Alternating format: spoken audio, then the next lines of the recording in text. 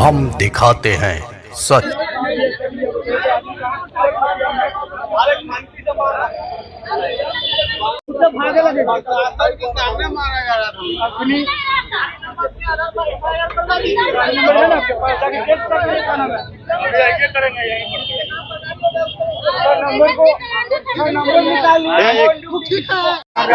अभी आए हैं हम यहाँ बिजली ऑफिस का काम चाह रहे थे सामान लेने।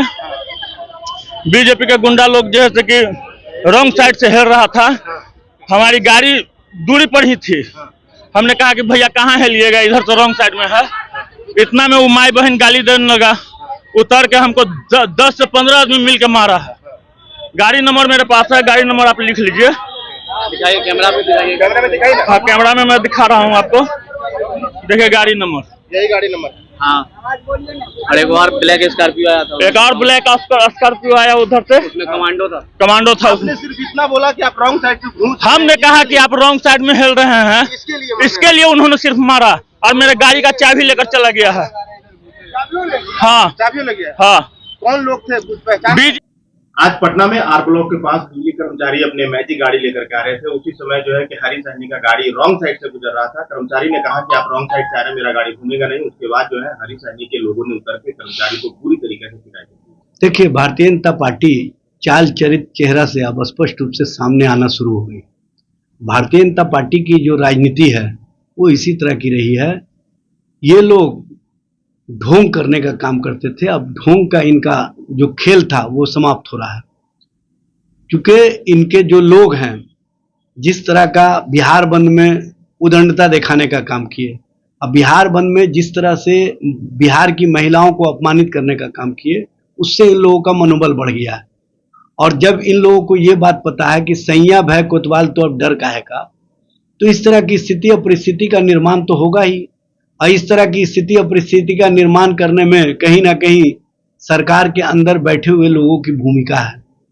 मैं आपसे बताना चाहता हूं कि एडीआर की रिपोर्ट के अनुसार बिहार में 34 मंत्री हैं, उसमें 23 मंत्री दागी हैं, आपराधिक मामलों में संलिप्त हैं, और उसमें 17 मंत्री गंभीर अपराधों के मामले में संलिप्त हैं।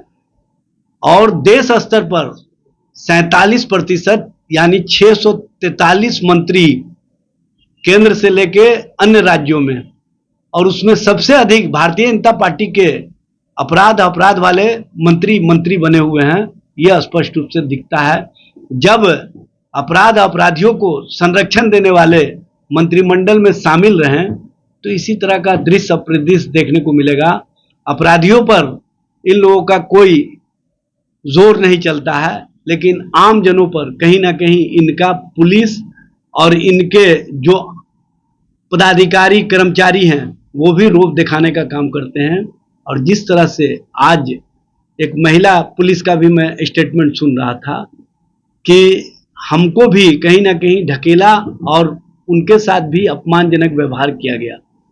हरी सहनी जी, आप सामने आकर के जवाब दीजिए कि आखिर आपके साथ चलने वाले पुलिस के लोग और आपके कर्मचारी इस तरह की उदंडता क्यों किए, और इसके लिए आप बिहार की जनता से भी क्षमा मांगिए, उस कर्मचारी से भी क्षमा मांगिए, और इस तरह की उदंडता में संलिप्त लोगों पर आप स्वयं FIR करवाइए।